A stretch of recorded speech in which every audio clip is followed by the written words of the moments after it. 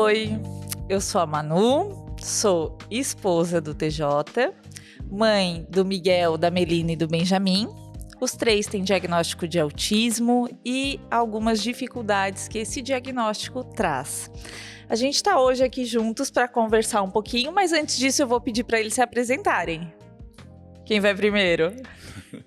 Então, meu nome é Thiago, eu sou programador, sou pai do Miguel, do Benjamin e da Melina, sou esposo da Manu e a gente vive essa luta diária com o autismo, né? Bom, meu nome é Jefferson Belido Colim, eu sou médico, com especialidade em psiquiatria. Estamos aqui para conversar um pouco sobre o tema. É isso aí. Abril, mês da conscientização do autismo, um mês que a gente encontra vários vídeos, várias publicações sobre o tema e se fala muito do diagnóstico, da pessoa com TEA e muitas vezes não se fala do meio, do contexto que isso acontece e que as coisas se desenrolam, que é o contexto familiar. A gente está aqui para compartilhar um pouquinho da nossa perspectiva, né, sobre isso e como a gente pode caminhar no meio desses desafios de ter um filho com autismo, no nosso caso 3. Um dos aliados para ajudar as famílias a realmente ter qualidade de vida, perspectiva de um futuro, é a psiquiatria, é a ciência, são os profissionais da área da saúde, para quem nós muitas vezes recorremos para buscar o tratamento dos nossos filhos e muitas vezes esquecemos de procurar o suporte que nós pais, avós, tios, padrinhos, né, as pessoas que estão semanalmente na rotina da criança, precisam. E vou começar compartilhando que o Dr. Jefferson é o meu médico. E foi muito legal, acho que o nosso início, porque eu já vinha de uma tentativa de um tratamento com outro profissional e naquela expectativa, naquela ideia de que eu já era formada em psicologia, então acho que cada um encontra suas desculpas, né? A minha desculpa era, nossa, eu sou cristã, eu sou psicóloga, como assim eu preciso de remédio? Como assim eu preciso de um psiquiatra? Né? E aí eu comecei um tratamento e assim, agora eu tô boa, então eu vou parar. E aí voltava aquela instabilidade emocional. E aí, num determinado momento desse vai e vem, a cara da pessoa que aturava a instabilidade emocional. Que atura ainda. Isso medicado, imagina se eu estiver medicada. Que atura ainda. Mas, reduziu, mas ainda, né? Sim, né, gente? Milagre é com Deus, né? Milagre é com Deus. A gente faz o possível. Já é mais da metade do caminho.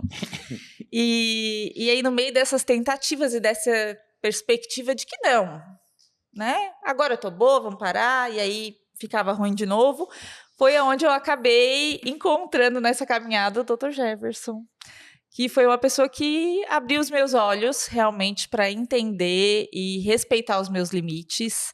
E, Jefferson, acho que tu pode comentar um pouquinho se... Acredito que eu não fui o único caso.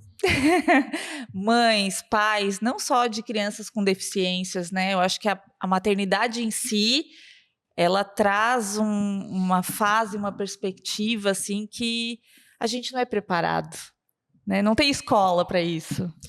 Pelo mais que todos nós possamos ter essas oportunidades que nós temos hoje de você ter internet, de você fazer pesquisa e tudo mais, né, de você tentar ter um entendimento de como que as coisas funcionam, mas a prática ela é totalmente diferente, né? E quando você se transforma, né, você muda essa fase da vida e você passa a ser, né, você ter filhos, você se transforma agora em uma pessoa que sempre se coloca em segundo plano, né? E os filhos sempre estão em primeiro plano.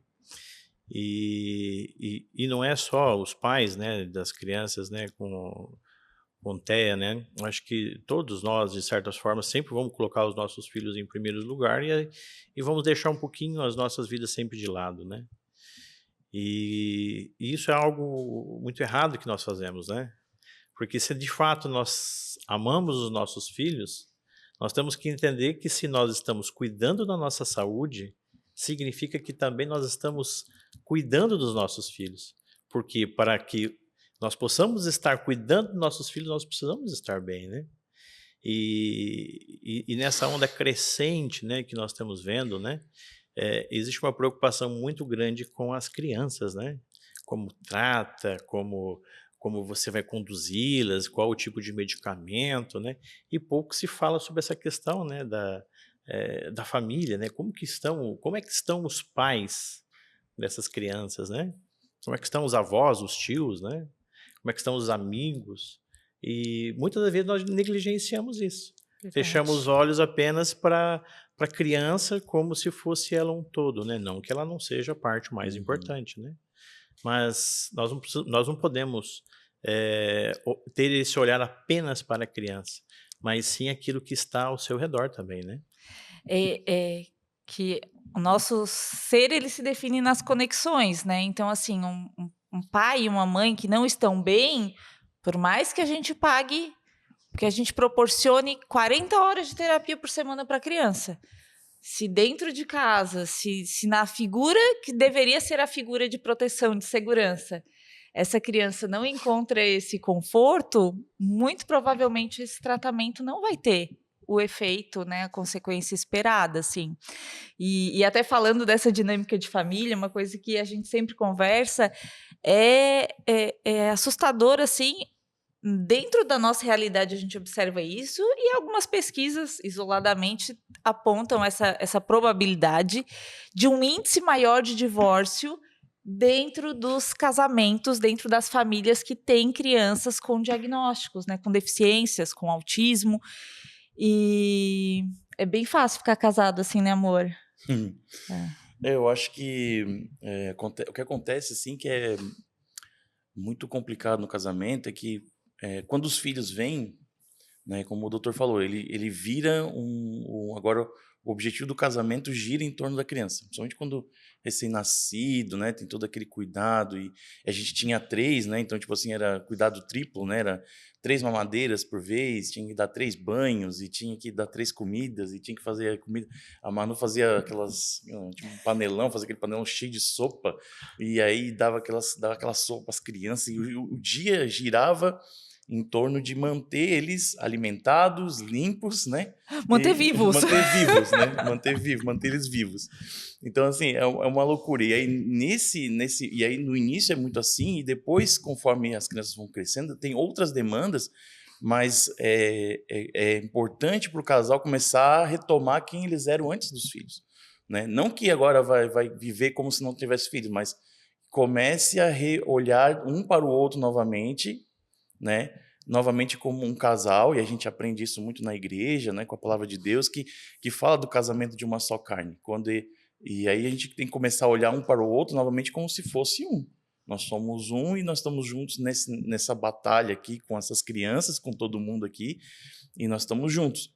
E eu acho que acontece muito com os casais é que esse apagamento, né? Um apaga o outro e acaba, às vezes, conforme as coisas vão degringolando, é muito fácil botar a responsabilidade sempre no outro, né? E aí isso acaba criando um clima terrível dentro de casa, né? Dentro do lar, na situação do dia a dia, porque eu não estou bem e a culpa é da minha esposa, né? Ou ela não está bem e a culpa é do marido. Então acho que é uma coisa que o casal precisa sempre parar, se analisar e olhar para si mesmo, um para o outro, e dizer assim, não, nós estamos juntos e nós vamos vencer isso juntos, né? Independente se é um filho, se é 3 filhos, se tem deficiência ou não, todos, porque conforme os dias vão passando, a gente vê que todo mundo tem os seus problemas, né? Quem não tem filho atípico, mas tem problema na escola, às vezes tem problema com que a criança é violenta, que a criança não estuda, que a criança não quer tomar banho, que a criança aquilo Que outro. adolescente está fugindo de casa. Adolescente está fugindo de casa. Então, assim, todo mundo tem os seus problemas. Desafios, essa que é a verdade. Né? Os desafios com o TEA são gigantes, são talvez maiores que o normal, assim.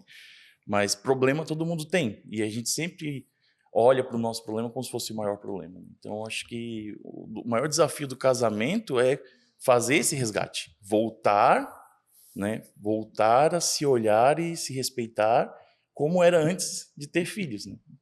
Eu acho que o problema, né, é óbvio, né? você acaba tendo essa vida voltada mais para as crianças, né? Mas o problema do casal é que eles se anulam, né?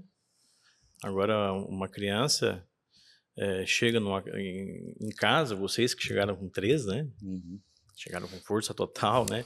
Então, talvez exista um primeiro momento, sim, que nós precisamos dar prioridade total, né? Àquela situação, mas chega um momento que, se nós não começarmos a olhar um para o outro como casal, né? Se vocês dois não começassem a olhar um para o outro como casal, não, nós somos marido e mulher, nós precisamos de um momento a sós, de tranquilidade, de convívio, né? Porque quando eu começo a anular o outro e depois eu começo a me anular, esse é o caminho para os divórcios, né? Para as separações, né? E é igual você falou, mano, né? Não adianta você estar lá fazendo 40 horas de terapia na criança, porque se dentro de casa, dentro do contexto familiar, marido e mulher, vocês estão vivendo assim numa situação assim de guerra, de disputas, né? Quem faz mais, quem faz menos, quem tem mais responsabilidade, quem não tem. E na realidade é isso mesmo que você falou, né, TJ? Nós somos uma só carne, nós somos uma só, né? Nós temos crianças, nós temos situações, nós somos pais. E quando você compartilha isso com o casal, você divide a responsabilidade. Eu tenho um entendimento que sempre, numa casa, talvez um sempre vai ter mais a responsabilidade do que o outro. Um sempre talvez vai ter que abrir mão mais de coisas do que o outro, mas o importante é saber que todos precisam ajudar, fazer a sua parte, né? Porque se você passar a sua vida toda dentro de um relacionamento, sendo pai, mãe de criança com transtorno do espectro autista, ou uma criança com transtorno opositor desafiador, ou qualquer outra patologia, se você passar a sua vida toda se anulando, não existe casamento que sustente. Né? Não só o casamento, mas nenhum relacionamento, né? Nenhum Porque a gente vê relacionamento. também essa tendência de isolamento desses Sim. pais, né? E vai se afastando dos amigos, do restante da família. Acho que tem muito acho que a palavra que o senhor usou é competição. Essa coisa de vamos achar culpados. E como isso achar. é comum. E como isso corrói as relações, assim, né? Porque a vida ela é feita de problemas. Eu acho que a vida, um dos resumos da vida é resolver problemas, né? Só que se diante das dificuldades, a gente se voltar para tentar achar culpados e não para tentar achar soluções juntos, não vai andar. E esse é o ponto, né? Os problemas existem, eles vão existir sempre. Mas não existem só problemas, existem coisas boas. E quando a gente começa a ter esse olhar somente para os problemas, nós vamos ter muitas dificuldades para encontrar soluções, né? Eu costumo dizer algumas frases, eu tenho algumas frases que eu gosto bastante, né? E eu penso muito sobre isso, né? Aquilo que você alimenta é o que cresce, né? Se eu começar a olhar dentro de um relacionamento, de um casamento, né? Se eu for começar a observar que só existe problemas, né? Só vai ter problemas. Só vai ter problemas. É como se eu tivesse uma visão meio que seletiva, né? Está direcionada ao problema, né? Agora, problema todo mundo tem, todos nós vamos viver, mas nós temos que entender que atrás de um grande problema pode vir uma grande solução e uma grande oportunidade, né? Não é porque às vezes as situações elas estão difíceis neste momento que elas vão ter que se manter difíceis, né? Sim. Tudo vai depender de como nós vamos enfrentar as adversidades da vida, né?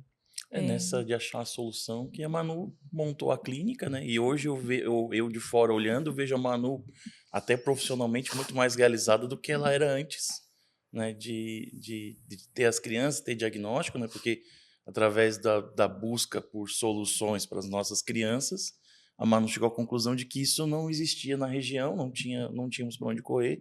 E a Manu começou então a pesquisar e montou a própria clínica. E hoje eu olho para a Manu e vejo uma pessoa muito mais realizada profissionalmente do que ela era quando atuava no RH, por exemplo, no RH corporativo. Diante das dificuldades é encontrar, essa palavra já está meio marcada, mas é exatamente encontrar um propósito, né? Um propósito de vida e poder fazer a diferença na vida de outras pessoas que às vezes estão passando pelas mesmas coisas, porque a gente fala de empatia, se colocar no lugar do outro. Dentro do meio profissional, a gente até tem uma orientação, né, de evitar atuar exatamente numa área que a gente tenha muito vínculo, muita dificuldade. Só que eu penso que em algumas situações, como é o caso do autismo dentro da família, ninguém vai conseguir ter noção se não estiver passando por aquilo, assim. Porque é algo que, né, não te deixa, tu tá vivendo aquilo ali todos os dias, a semana inteira, é dia, é noite, e realmente os pais, eles reclamam muito desses pitacos, né? E é chato mesmo, eu também não gosto de receber muito, não, porque daí quem tá de fora acha que é muito fácil. Não, mas aí tu... Porque todo mundo tem a solução para tudo, Nossa, né? as pessoas têm a solução sempre da vida do O outro, problema né? do outro sempre parece que é muito fácil de resolver, né? Até você viver a vida do outro. É. Né? É isso aí. E aí a pessoa vem, não, mas se tu fizer isso, ele já vai falar. Não! Eu lembro que uma vez uma pessoa chegou na nossa casa e uma das crianças, era uma pessoa da família, uma das crianças estava em crise, e aí a pessoa comentou, nossa, deixa uma semana comigo para te ver se já não vai voltar diferente. Eu volto diferente, volto falando. E aí eu tava numa semana que eu não tava muito boa, né, que eu acho que eu ainda não tava medicada, e eu olhei e falei, deixa. Deixa, pode levar. Pode levar. E é lógico que a pessoa desconversou, né? Porque realmente, tipo, na teoria, na fala, é muito fácil. É a síndrome da grama do vizinho, né? Até você começar a pisar nessa grama, até que você comece a cuidar dessa grama, né? É muita questão, as pessoas têm muito esse achismo, né? E de você tentar ter essas respostas para tudo. E o que muitas dessas famílias querem, talvez... Eu vou até arriscar a grande maioria, ou a totalidade, elas não querem opiniões, né? De repente, elas querem só ter alguém para escutá-las, né? E é como se fosse um desabafo, um ombro, né? E porque as famílias, elas estão à deriva, muitas delas, né? Sem suporte, né? Infelizmente, muitas, às vezes com as suas crianças, sem terapias, sem acesso adequado às terapias, sem tratamento adequado, medicamentoso, né? E essas famílias acabam, às vezes, sendo até meio que negligenciadas até pela família e tudo mais. E aí, quando elas têm uma oportunidade de conversar com alguém sobre isso, lá vem as famosas teorias de resoluções de problemas alheios, né? Que é um grande problema isso, né? Porque gera mais angústia, né? Sim. E aí você já tem o peso... E aí você fica escutando certos palpites que às vezes são até meio que maldosos, né? Talvez as pessoas não tenham essa intenção. Sim. Mas machuca, né? Porque coloca a pessoa numa situação de, tipo, tu não estás fazendo o suficiente, tu precisa fazer isso aqui. Você é um pai ou uma mãe incompetente, E às né? vezes o que o pai e a mãe queria era só que a pessoa olhasse o filho para ela poder ir no shopping tomar um sorvetinho. Só isso, precisa que alguém olhe para mim tomar E parece um sorvete. que essas coisas que para a grande maioria das pessoas é uma coisa tão simples, né? Lá no shopping tomar um sorvete, né? E para vocês que viveram isso e vivem, né? É algo grandioso, né? Sim.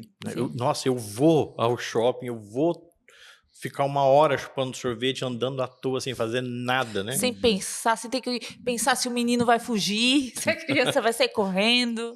Será que tem que trocar a fralda? Será que ele tá chorando porque ele quer comer ou porque o desenho que tá tocando no tablet dele não é o que ele quer escutar aquela hora, né? Mas é por isso que é importante a questão da inclusão, né? Eu acho que quanto mais programas de inclusão tiver, quanto mais a gente falar sobre o assunto, quanto mais a gente tiver momentos como esse para falar sobre isso, né, e divulgar isso na internet, no rádio, na TV, nos jornais, vai ser melhor, porque mais pessoas vão ter acesso. Eu, por exemplo, quando veio a primeira vez a palavra autismo dentro da minha casa, eu nem sabia o que era, não sabia o que era. A Manu sabia porque ela já era psicóloga, estudou isso na faculdade.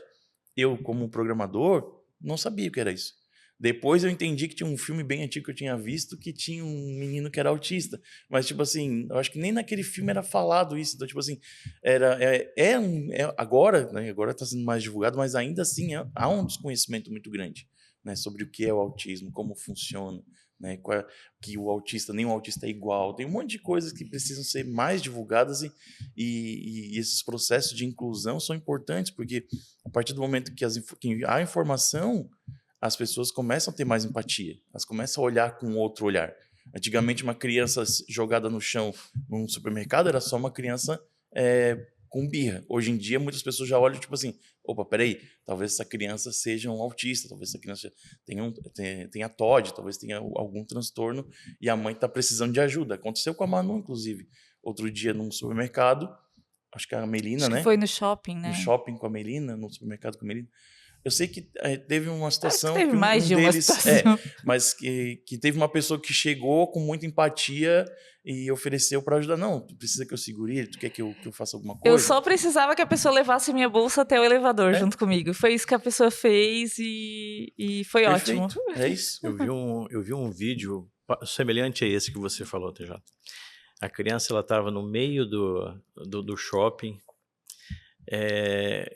caída, tendo as suas estereotipias, gritando. A mãe tinha uma pessoa filmando a situação, né? Expondo aquilo, mas teve algo que foi interessante. A mãe estava num canto, assim, você via que ela estava em total, sabe, desespero. A mãe, talvez ela estava perdida, talvez cansada, ou ansiosa, ou deprimida. Chegou uma pessoa, do nada, um rapaz, ele se deitou no chão junto com a criança e ele ficou ali com ela. Aquela crise foi passando, a criança foi melhorando, passou, ela levantou, como se nada tivesse acontecido. Sim. Né?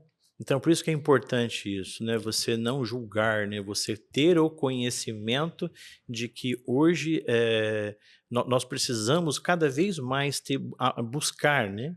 Mesmo que nós não tenhamos em nossas famílias crianças, né? Especiais, que eu costumo dizer, né? Sim. Importantes, né? Todas são, né? Mas a criança com transtorno autista, ela requer mais cuidados especiais, né? Então, acho que o importante é você conhecer e estudar, talvez não a fundo, né? Mas só para você ter uma ideia de como que você precisa se comportar mediante, talvez, uma situação dessa que muitas pessoas vão dizer que realmente normal. é birra, né? Faz parte da sociedade, uma cinta, né? uma varada na minha época, né? Isso aí. E o tanto que isso faz mal para uma mãe, para um pai, né? Ou para um avô, uma avó que está passeando com essa criança também, né? Que isso é muito comum. Né? A gente, para sair para passear com uma criança com perfil assim, não quer dizer que todas as crianças autistas são, né? Mas a gente já tem que se encorajar. O desafio já começa em decidir assim, não, olha, ele precisa aprender a estar na sociedade. A gente não, a gente não quer os nossos filhos trancados dentro de casa, né? Então, não. A gente prepara a bolsa, já faz algumas estratégias na mente, né? E já é difícil, né? E diante de uma crise, que algo sai do planejado, enfim, eu digo, se você não sabe, eu queria ajudar, mas eu não sei o que fazer, então não atrapalha, já está ajudando. Né? Isso, só observe, né? Só pergunta às vezes, olha, posso fazer alguma coisa? Se a pessoa te responder não, pronto, que legal, você se colocou à disposição. Continua, siga a sua vida. Não fica ali assistindo como se fosse um show, né? Não é um show. Porque isso causa um constrangimento muito grande, né? Sim. De repente está naquela situação e começa a ter gentes. De repente ainda até as pessoas começam a tirar seus celulares para gravar, né? Em vez de ajudar, está atrapalhando muito. Em alguns países de primeiro mundo e até em cidades turísticas no Brasil, a gente já vê vários lugares com algumas salas preparadas já para receber, né? Uma sala, como é que era naquele parque em Gramado que a gente foi? Tinha uma sala sensorial, uma sala da calma. Uma sala do silêncio, uma coisa assim. Já, porque geralmente ambientes sociais, seja um mercado, um parque, né? São ambientes com muito estímulo, luz, cor, som.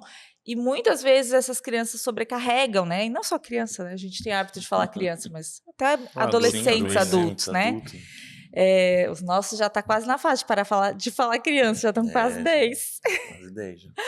E ter esse olhar também por parte das empresas, né? É muito legal. A gente, como ainda não é algo que acontece, a gente se surpreende quando a gente encontra, né? Estádio de futebol já tem no Brasil, com sala sensorial, acho que o Curitiba, tem mais acho que uns 2 times que já montaram, né? Então, é um olhar. Hoje em dia as empresas criam, investem em tantas coisas, né? E é uma forma de incluir essas Sim. pessoas, não só a criança, não só a pessoa com autismo, mas a família A dela. família, né? Porque eu acho que chega uma fase que às vezes a gente já não se sente mais parte da sociedade, às vezes, sabe? Tu não te sente mais humano quase, porque tu tá dentro daquela rotina, daquela necessidade, e se tu deixa o desespero tomar conta, tu vai parando de frequentar os lugares. E hoje em dia a gente tem até alternativa. Hoje em dia já não precisa mais no mercado, dá para pedir a compra no celular. Então, assim, só que é importante, vai ser difícil, mas é na prática que aquela criança, aquele adolescente vai aprender a conviver com outras pessoas, vai aprender a fazer compras, vai aprender o valor do dinheiro, né? Enfim.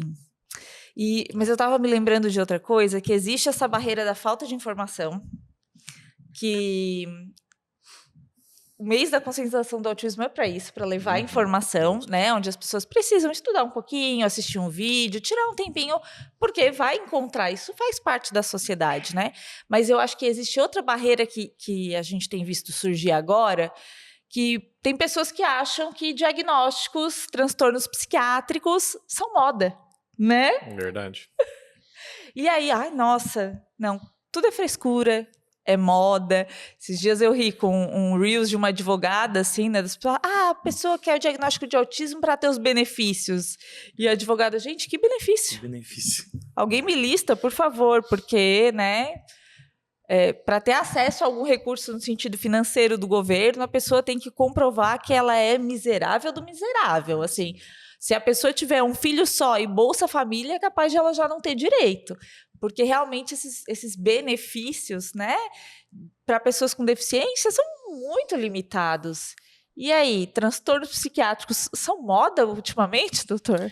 Olha, a gente vive sempre um tabu, né? A psiquiatria ela tem uma certa dificuldade porque ainda, nos dias de hoje, ainda as pessoas ainda têm um certo preconceito, né? Sobre a psiquiatria, sobre os transtornos mentais, né? Mas a gente está observando que isso, pela informação, pelas campanhas que se existem, né, nos dias de hoje, que isso está diminuindo muito, né? A gente via que as pessoas que tinham algum quadro psiquiátrico, elas levavam tempos, anos, né? Nós temos até uma pesquisa que uma pessoa, desde o início dos seus sintomas até chegar a consultar um médico, um psiquiatra, leva 3 anos, 3 anos e meio, 4 anos. Você imagina, né?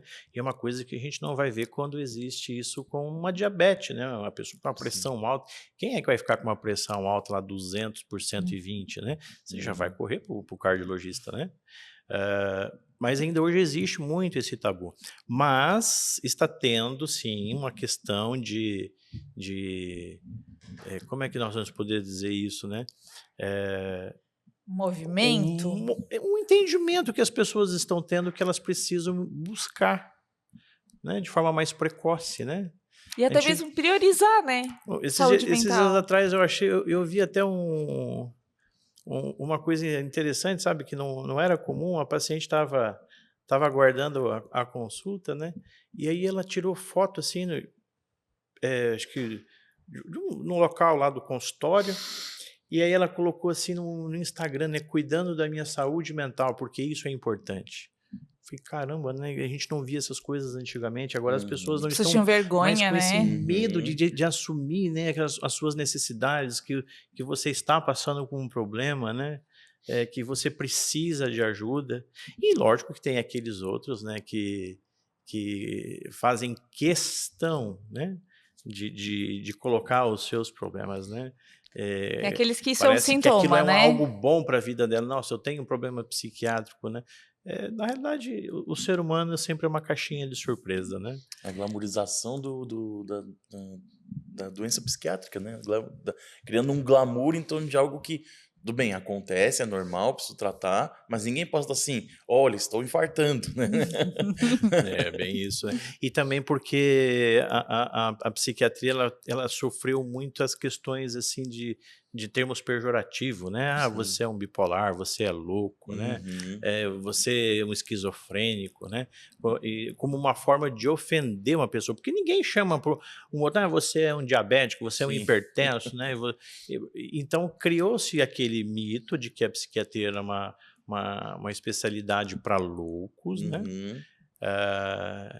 E as pessoas tiveram esse preconceito, esse medo de assumirem as suas necessidades de tratamento, né? Então, hoje, esse movimento que a gente começa a ver dos pacientes, das pessoas não tendo tanta vergonha de dizer isso, talvez isso para a gente cause até um espanto, mas isso é algo bom, né?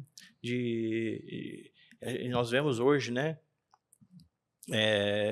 Nesse meio artístico, por exemplo, né? Eu estava vendo aquele ator, né? Jim Carrey, né? Pô, ele só fazia papel de comédia, depois vai ver um drama terrível, Uhum. né? E quantos outros, né? E eles chegam publicamente e falam isso, né? Uhum. Não, eu passei por uma situação, né? Eu procurei tratamento, né? Isso mostra para as pessoas assim que a doença psiquiátrica ela atinge qualquer classe social, alta, média, baixa, as classes altíssimas, né? Uhum. Nós estamos com esse rapaz ali, o comediante Whindersson, né? Tá. Sim, Eu não acho que ele encontra assim internado ainda no sim, hospital, né? Em tratamento, isso. tratamento, assumir as suas necessidades, reconhecer os seus limites, né? E isso é algo extremamente importante para o ser humano, né? Não ficar achando que nós somos super-humanos, né? Ou Uhum. querendo mostrar uma perfeição que não existe em ninguém, né, para os outros. Olha como a minha família, como eu, É, como sou uma mãe perfeita. nós vamos vestir de manhã cedo, quando eu levanto, né? Eu vou lá antes de sair da minha casa, eu visto uma máscara de Uhum. pessoa feliz, perfeita, né? E saio. Mas é o que eu costumo dizer, né? Um rostinho feliz não expressa o que sente. Uhum. Não revela o que você realmente está sentindo, né? Sim. E voltando para essa área, né? As famílias das crianças com, com, com autismo, né? As autistas, essas famílias estão carentes. Mas qual Uhum. é sempre a prioridade? É sempre a É criança. sempre a criança. O E a dinheiro é gente, todo para o tratamento da tudo, criança. O tempo é né? para o tratamento da criança. E a gente perde aquele foco, né? Das 40 horas que a criança está fazendo, chega em casa, o convívio familiar, a mãe ansiosa, a mãe deprimida, o pai esgotado, porque ele não consegue dormir, Uhum. porque a criança não dorme bem. E aquela rotina que vai se criando de noites mal dormidas, de estresse acumulado, todo. Então, isso Uhum. vai gerando nessas famílias esse desgaste emocional. Então, sempre investir também e ter esse olhar voltado para as famílias, né? Porque é lógico que é extremamente importante nós estabilizarmos as nossas crianças, né? E a gente tem que entender também que existem os níveis, né? Tem aquela criança que vai ter um suporte mais tranquilo, vai ter aquela outra que vai precisar de uma atenção redobrada, cuidados mais intensos, Constante, né. né? Uhum. Ah, e quanto mais o nível, né, de cuidado que você precisa ter com a criança, que é isso que é o que a gente observa, quanto mais a criança precisa desse cuidado, mais a família se negligencia, mais os casais se, se acabam se negligenciando entre si, Uhum. né? Não se preocupa com a sua saúde, não se preocupa com a sua saúde física, emocional, não se preocupa com o seu lazer, né? A gente deixa de fazer uma caminhada, a gente deixa de passear sem fazer nada, sem pensar em nada, só para tomar um sorvete, Uhum. né? A gente deixa de ter esse convívio porque eh, as nossas emoções nos levam para outros lugares, né? Lugares muitas das vezes de querer, tô tão cansado que eu não quero fazer nada, eu só quero me Uhum. isolar, quero ficar quieto, e isso vai ser um ciclo repetitivo e quando Sim. nós percebemos, nós estamos já deprimidos, ansiosos, e agora, o que fazer? E o que fazer, doutor? A gente tem que sempre Primeiro pensar... agendar uma consulta. Nós temos que sempre pensar naquelas questões de estilos de vida, né? Tentar melhorar a qualidade de vida em relação a exercício, uma boa alimentação. Essa hora que a gente começa a esconder. Mas é muito isso que as pessoas pensam de forma errada da psiquiatria, achar que o tratamento psiquiátrico é só medicamento. Uhum. Eu questiono isso com os pacientes, né? Eu gosto muito dessas duas áreas, né? Cardiologia e endocrinologia, porque eu faço comparações. Uhum. Né? A pessoa está com diabetes, você vai para o endócrino, ele vai só te receitar medicamento para baixar os teus níveis de açúcar, ou ele vai pedir para você fazer uma dieta e um exercício? Uhum. Né? E a psiquiatria não é diferente. Né? O exercício físico, os estudos comprovam que isso, por si só, ajuda a melhorar muito a nossa qualidade de vida. Só que nós temos um problema. As pessoas dizem assim, mas eu estou sem vontade. Quem é que está deprimido, que acorda de manhã cedo ou ansioso e dizer assim, nossa, estou morrendo de vontade de fazer um exercício? Uhum. Ninguém. Né? Ou chegar no final do dia de trabalho, a pessoa, além de deprimida, ansiosa, cansada do trabalho, quem é que vai querer fazer? Então nós temos que entender que nós precisamos tomar o exercício como remédio. Uhum. Né? Ter uma obrigatoriedade, se obrigar literalmente. Começar com 20 minutos, 15 minutos e você ter um ritmo, né? Diariamente, ou pelo menos 3, 4 vezes por semana, 5 vezes por semana. Né? E você vai aumentando a tua intensidade até você chegar num... Né? E qual é o melhor exercício que tem? Aquele que você gosta. Tem uns que gostam de academia. Ou que você odeia menos. Às vezes a pessoa vai porque alguém pensou, mas eu não gosto de nenhum. Alguém pensou, mas né? É normal, né? Eu estava conversando, né, agora há pouco, né, sobre isso, né? Nós temos uma tendência a querer ficar parado. Né? Nós somos seres humanos e nós não podemos internet achar, e celular agora, isso piorou muito, né? Então nós temos esse desejo de ficar quietinho, né, de não fazer nada. E quando você começa a ter uma atividade física, talvez logo naqueles primeiros momentos ou naquelas primeiras vezes, você vai pensar que você está perdendo tempo. Depois que chega um certo tempo que você está em exercício, que já passou alguns dias, né, algumas semanas, você vai dizer assim, nossa, eu perdi tanto tempo da minha vida sem fazer. Né? E outra coisa que é extremamente importante, que a gente sabe também, né, que é a alimentação. Uma dieta rica em carboidratos aumenta os nossos processos inflamatórios. E aquilo que se pensava que as doenças psiquiátricas era só questão da nossa mente, nosso pensamento errado, né? Ou mente desocupada, né? Que isso é uma grande... um pensamento muito, muito maldoso ou muito errado, né? Dizer que uma pessoa que tem depressão é porque ela não tem o que fazer, né? Ela está desocupada, né? Ai, que a mente vazia é a oficina do diabo. Isso é muito comum, né? Então a gente sabe que na realidade os transtornos psiquiátricos eles provocam no nosso corpo um processo de inflamação. E aí então eu já tenho esse processo de inflamação natural, né? Mas com uma pessoa de repente com depressão, com ansiedade, eu falo sobre depressão e ansiedade porque são os mais comuns, né? Mas temos também os transtornos transtornos bipolares, esquizofrenia, síndrome do pânico, né? As fobias sociais, né? As hipocondrias e por aí vai.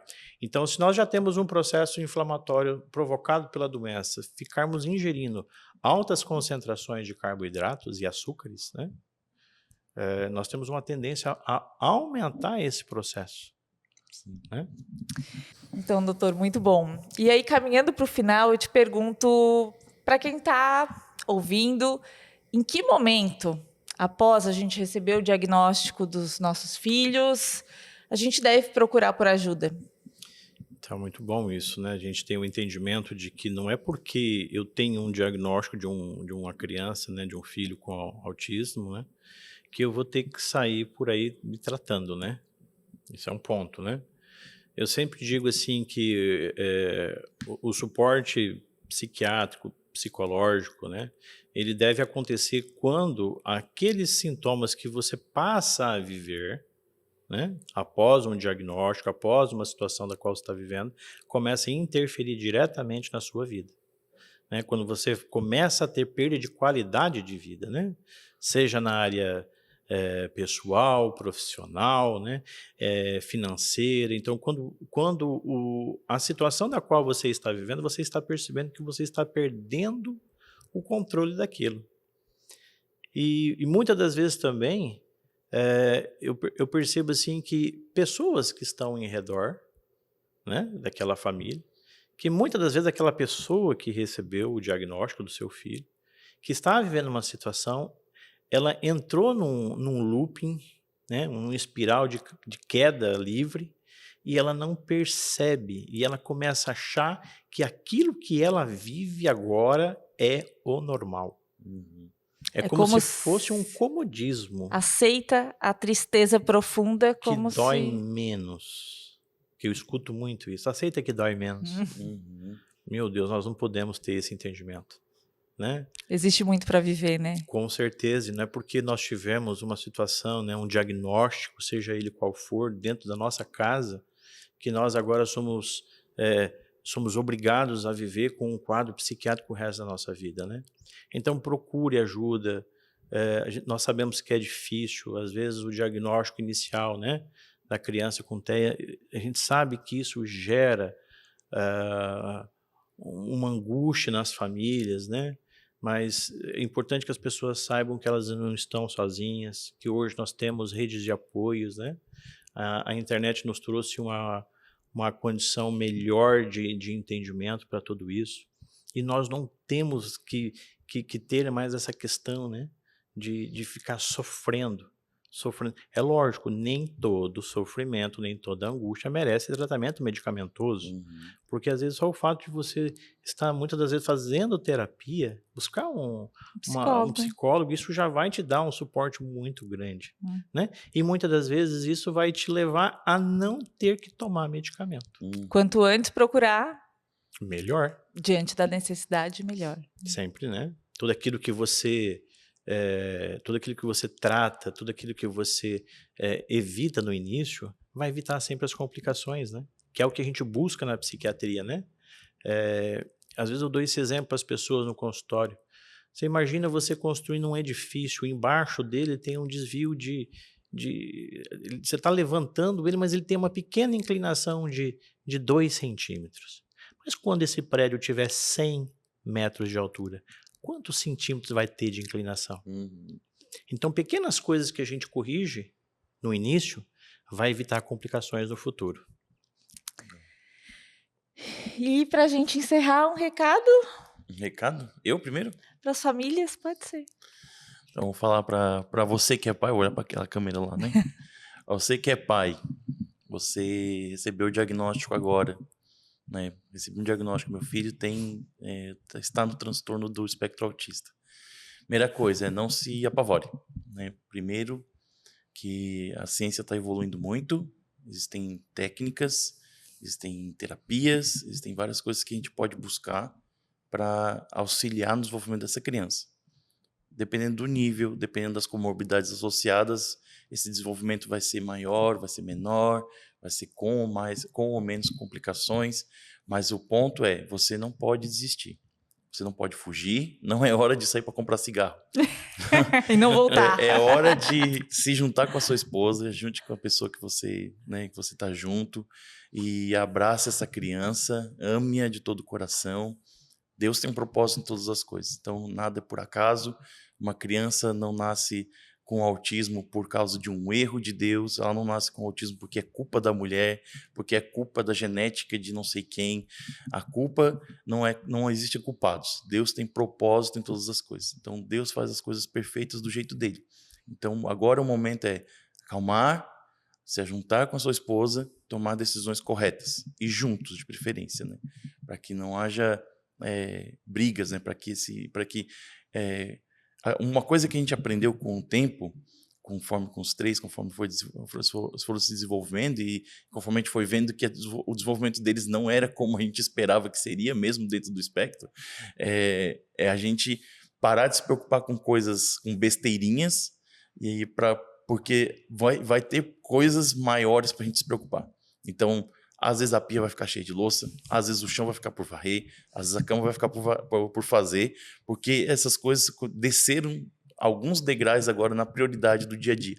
Agora tem uma criança para cuidar, uma criança que às vezes usa fralda, uma criança às vezes que não consegue se comunicar, às vezes uma criança que tem crises durante o dia, aí ela grita. Então, tipo assim, às vezes é melhor deixar a cama desarrumada, deixar a louça lá para lavar à noite ou no dia seguinte, não tem problema, ninguém vai morrer por causa que a louça ficou por lavar, tá? Então, deixar de brigar por pouca coisa para poder focar naquilo que realmente é importante. Então, se junte com a sua parceira, seja homem, como a gente fala, né? Às vezes as pessoas têm uma visão muito errada de masculinidade. Então, eles acham que ser homem é ser rude, é ser grosso, é assistir futebol, tomar cerveja, cuspir no chão, coçar o saco. Não é nada disso. Ser homem é ter postura de homem de responsabilidade, tá bom? Então, fica firme e se precisar de alguma coisa, fala com a Manu, ela passa o meu contato e a gente tá junto. Manda mensagem aí. E, Dr. Jefferson, uma mensagem para a gente terminar? Eu acho que isso é o mais importante, né? A união, né? Se nós tivermos união, né? Mesmo que nós estejamos vivenciando uma situação complexa, né? Não vai deixar de ser complexo, mas quando você trabalha unido e tem um entendimento que existem coisas muito maiores, né? Para a gente se importar, né? Nós temos uma criança, nós temos uma família, né? Eu vejo que as pessoas, que nós, né? Eu me incluo nisso também, que nós temos uma tendência a tropeçar em pedras pequenas. Ninguém tropeça em aquelas pedras gigantes, né? Ninguém. Então, são as coisas do nosso dia a dia. Cuidado com as coisas do seu dia a dia, né? Quanto mais responsável você for, quanto mais dedicado à sua família você for e quanto mais responsável consigo mesmo, será muito melhor. E quem vai ganhar sempre vai ser a família, porque família é projeto de Deus. Amém. E eu acho isso muito bonito, né? Porque esses pensamentos de que essas crianças vieram por um fruto de algum erro, de alguma coisa, né? Não, a família é projeto de Deus e Deus não faz nada errado. Amém. Né? Deus é perfeito na sua essência. Ele nos permite viver certas coisas porque Ele é Deus, Ele é Pai, Ele cuida de nós, né?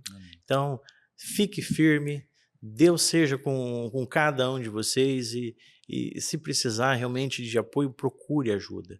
Né? A gente não precisa sofrer calado, porque nós não podemos viver isolado, né?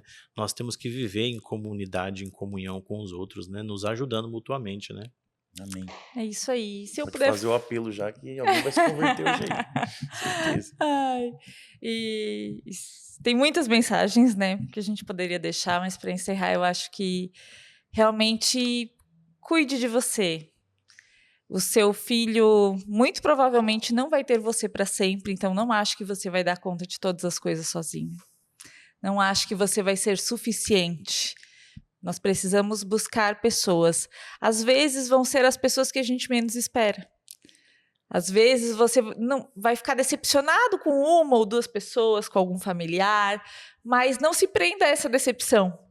Abra o coração, abra os olhos para outras pessoas que vão surgir e que vão valorizar essa relação e que vão ser pessoas de confiança e que vão te ajudar nessa caminhada.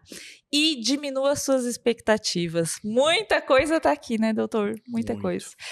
Ai, Manu, mas tu faz tanta coisa, mas que tu fala. Hoje eu consigo estar aqui nessa mesa, hoje eu consigo ter um emprego, ter uma clínica, ter um projeto social, eu consigo estar gravando para vocês, porque em algum momento lá atrás eu freiei, eu parei, eu olhei para mim, eu busquei ajuda, eu busquei tratamento, eu reconheci as minhas limitações, e aí agora, depois desses anos e de todas essas etapas, eu estou aqui. Mas nem sempre foi assim. E talvez você esteja nesse momento que agora não é assim, que não tem vontade de levantar, eu sei como é isso. De não ter vontade de sair da cama, de ficar triste porque deveria estar fazendo uma comida melhor para o filho e não tem forças. Às vezes é o miojo que vai sair, né? Mas hoje você está fazendo o seu melhor, mas não faça o seu melhor só para o seu filho. Faça um pouquinho melhor também para você. Você vai colher frutos disso. É isso aí. Meninos, muito obrigada pela participação. Obrigado, Jovens. Jovens. E quem Nós sabe agradecemos. daqui, quem sabe em breve teremos um outro encontro, Um outro gente. encontro. Bom, né? Super legal. É isso aí, tchau, tchau. Tchau.